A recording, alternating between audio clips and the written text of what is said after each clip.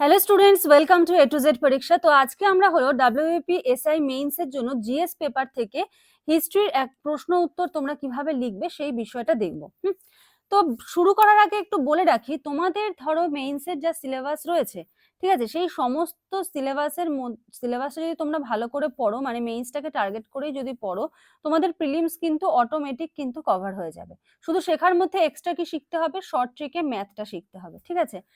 তো SI means এর কিন্তু ডেসক্রিপটিভ মেইনস এর যে আর কি পুরো টোটাল মেইনস এর যে সিলেবাস, সেটার উপরে কিন্তু তোমাদের ব্যাচ স্টার্ট হচ্ছে। জিএস পেপারে কিভাবে তোমরা প্রশ্ন উত্তর লিখবে, সেরকম চ্যাপ্টার ওয়াইজ কোশ্চেন অ্যান্সার ফরম্যাটে কিন্তু তোমাদের সমস্ত নোটস প্রোভাইড করা হবে। ম্যাথ থাকবে ডেসক্রিপটিভ ভাবে, ইংলিশ, বেঙ্গলি, রিজনিং সমস্ত কিছু কিন্তু তোমাদের করানো হবে, ঠিক আছে। একদম মেইনস এক্সাম পর্যন্ত কিন্তু তোমাদের এই ক্লাসটা চলবে। আর প্রথম যে 50 জন থাকবে, সেই প্রথম 50 জনের জন্য কিন্তু ডিসকাউন্ট রয়েছে। এবার ডিসকাউন্ট সম্বন্ধে বৃত্তান্ত যদি তোমাদের জানতে হয়, তোমরা স্ক্রিনে যে নাম্বার দেখতে পাচ্ছ সেই নাম্বারে যোগাযোগ করে কিন্তু তোমরা জেনে নিতে পারো।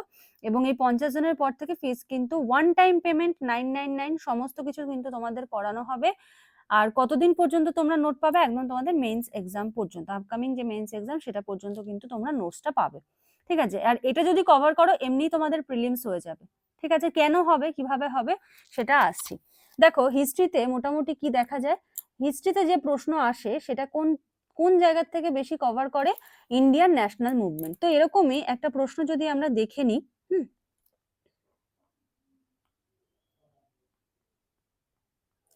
তো দেখো প্রশ্নটা কি বলেছে, বঙ্গভঙ্গ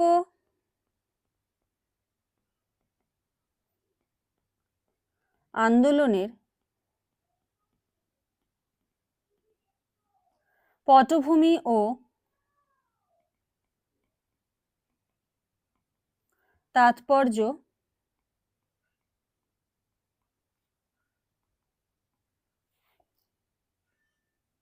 আলোচনা করো। এবারে এই যে তোমাদের বললাম যে মেইনস করলে অটোমেটিক প্রিলিমস হয়ে যাবে, তো এই প্রশ্নটা যখন তোমরা সলভ করবে, তখন এখান থেকে কি কি শর্ট কোশ্চেন আসতে পারে সেটাও কিন্তু তোমাদের আমি বলে দেবো, যাতে এই প্রশ্নটা পড়ার সাথে সাথে তোমাদের শর্ট পার্টটাও কিন্তু তৈরি হয়ে যায়, ঠিক আছে। তো দেখো, এবার এটা লিখতে গেলে অনেক বড় করে কিন্তু লেখা যায়, হ্যাঁ, সেখানে আমাদের কোনো চিন্তা করতে হয় না যে কি লিখবো না কি বাদ দেবো, কিন্তু এখানে আমাদের কি করতে হবে, ছোট করে লিখতে হবে, তাই তো। তো সুতরাং সেক্ষেত্রে কিন্তু আমাদের 10 বার চিন্তা করতে হবে যে কিভাবে আমরা লিখবো। তো শুরু করছি, দেখো লেখাটা প্রথমে কিভাবে লিখবো। প্রথমে বলেছে এই যে বঙ্গভঙ্গ আন্দোলন, এটা কবে হয়েছিল সেটা আমাকে প্রথমে উল্লেখ করতে হবে। তাহলে বঙ্গভঙ্গ আন্দোলনের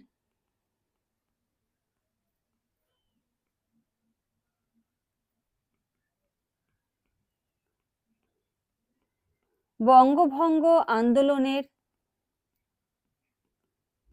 সূচনা হয় 1905 সালে,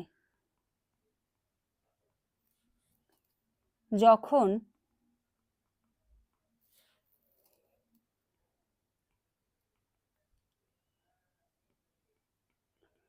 লর্ড কার্জন বাংলাকে দুটি ভাগে ভাগ করেন। কি কি?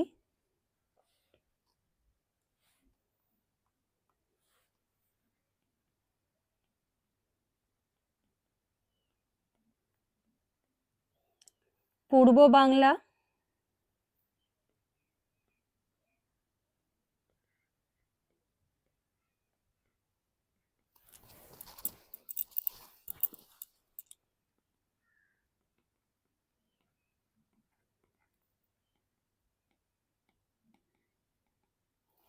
মুসলিম সংখ্যাগরিষ্ঠ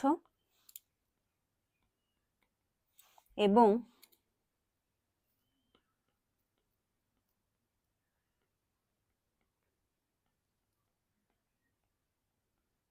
পশ্চিম বাংলা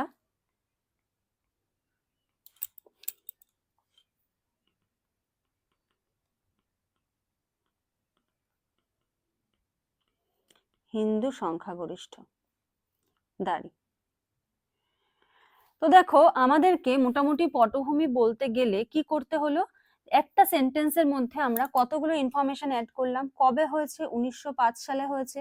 কোন ব্রিটিশ করেছেন, তার নাম কি? লর্ড কার্জন বঙ্গভঙ্গ করেছেন। ঠিক আছে, দুটো ভাগে ভাগ করা হয়, পূর্ব বাংলা এবং পশ্চিম বাংলা। আচ্ছা, এবারে ব্রিটিশ সরকার কেন করেছিল, কি উদ্দেশ্য ছিল ব্রিটিশ সরকারের, এই পার্টটা কিন্তু আমাদের ইন্ট্রোডাকশনের মতো গেল। এটা কি আমাদের ইন্ট্রোডাকশন, মানে এই বঙ্গভঙ্গ আন্দোলন সম্বন্ধে কি আমরা এক কথায় এটা বললাম। এবারে প্যারা চেঞ্জ করে লিখবো,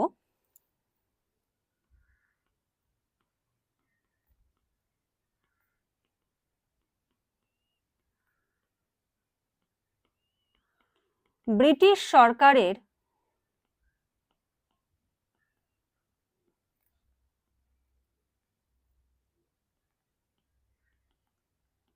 উদ্দেশ্য ছিল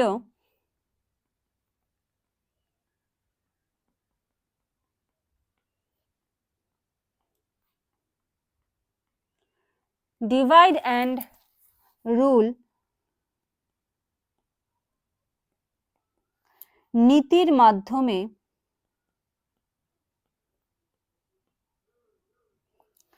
হিন্দু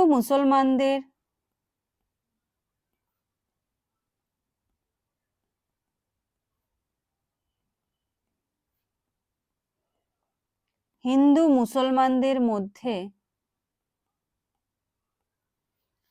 বিভাজন সৃষ্টি করা।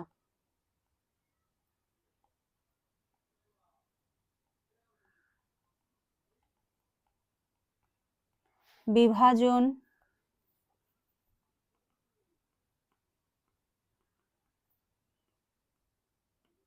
সৃষ্টি করা।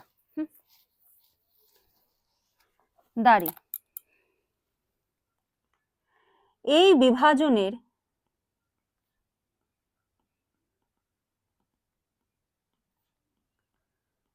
বিভাজনের প্রতিবাদে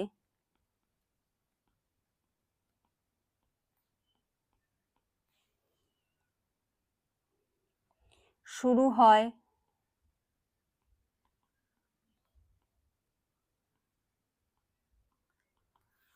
হয়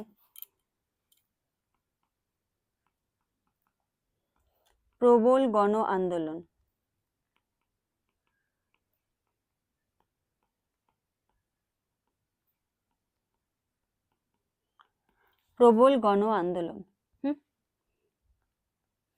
আচ্ছা, তাহলে কি কি হয়েছিল এবারে আমরা একটু পয়েন্ট করে করে লিখবো।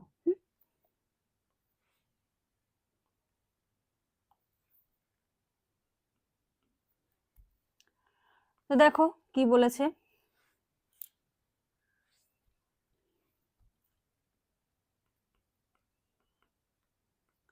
স্বদেশী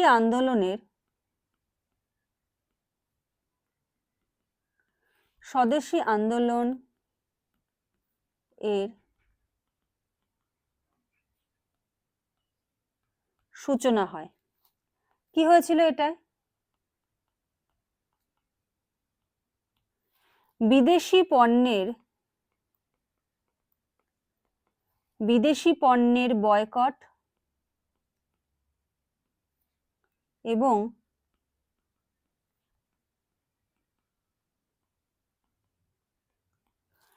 দেশীয় পণ্যের ব্যবহারের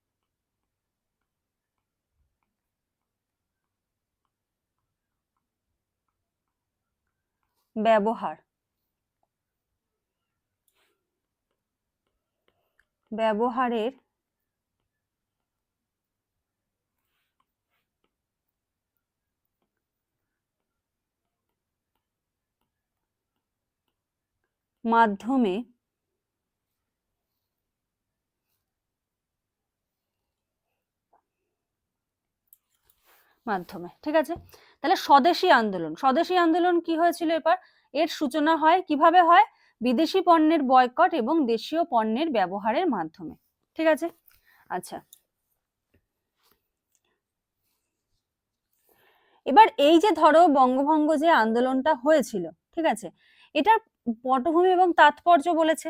এবার তাৎপর্য কি ছিল, তাৎপর্যের মধ্যে আমাদের ফলাফলটা লিখতে হবে যে এটার পরিপ্রেক্ষিতে কি ঘটে, এটা তাৎপর্য কি হয়েছিল।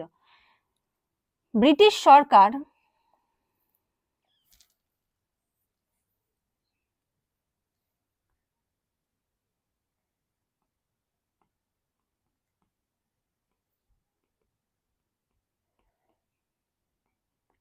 ব্রিটিশ সরকার 1911 সালে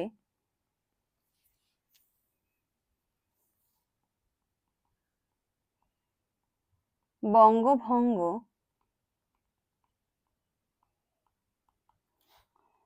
প্রত্যাহার করার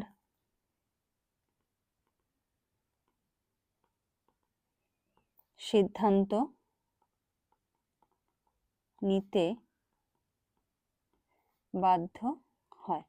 তাহলে এখান থেকেও কিন্তু একটা প্রশ্ন আসে যে কবে বঙ্গভঙ্গ রদ হয়েছিল, 1911 সালে, আর 1905 সালে শুরু হয়েছিল। তো এরকম ভাবে কিন্তু তোমাদের প্রশ্নগুলো সাজাতে হবে। নেক্সট ধরো আর একটা প্রশ্ন রয়েছে, যেমন অসহযোগ আন্দোলনের কারণ কি এবং এটার বৈশিষ্ট্য লেখো। ঠিক আছে, সেখানে তোমরা কিভাবে প্রশ্নগুলোকে সাজাবে, এগুলো কিন্তু সমস্ত তোমরা তোমাদের যেই ক্লাস স্টার্ট হচ্ছে এখানে কিন্তু সব টাইপ আকারে কিন্তু পেয়ে যাবে। ঠিক আছে, একদম টাইপ নোট পেয়ে যাবে, সমস্ত কিছু বুঝিয়ে দেওয়া হবে, অনলাইন ক্লাসও কিন্তু হবে তোমাদের। আর একটা ধরো প্রশ্ন যদি বলি যে ভারত ছাড়ো আন্দোলনের কারণ এবং তাৎপর্য, এগুলো একদম ইম্পর্টেন্ট। তোমাদের যেমন প্রিভিয়াস ইয়ারের কোশ্চেন দেখলে দেখতে পাবে দুবারই কিন্তু তোমাদের এসেছিল জালিয়ানওয়ালাবাগ থেকে।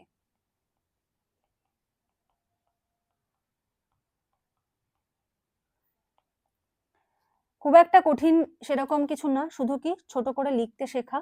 আর এটা যত তুমি পড়বে ছোট ছোট ভাবে জিনিসগুলোকে সাজিয়ে তোমাদেরকে যখন কনসেপ্ট ক্লিয়ার করে দেওয়া হবে তোমরা এমনি লিখতে পারবে। ঠিক আছে, তো আশা করি বুঝতে পেরেছো যে এই ধরনের প্রশ্ন আসলে কিরকম ভাবে লিখতে হবে, আর কোন কোন প্রশ্ন বা কোন কোন টপিকের উপর ক্লাস তোমাদের প্রয়োজন সেটা প্রত্যেকে জানিও। ঠিক আছে, তো আজকের মতো এখানে শেষ করছি, নেক্সট ক্লাসে আবার দেখা হবে, কথা হবে। আজকের মতো এইটুকুই, থ্যাংক ইউ।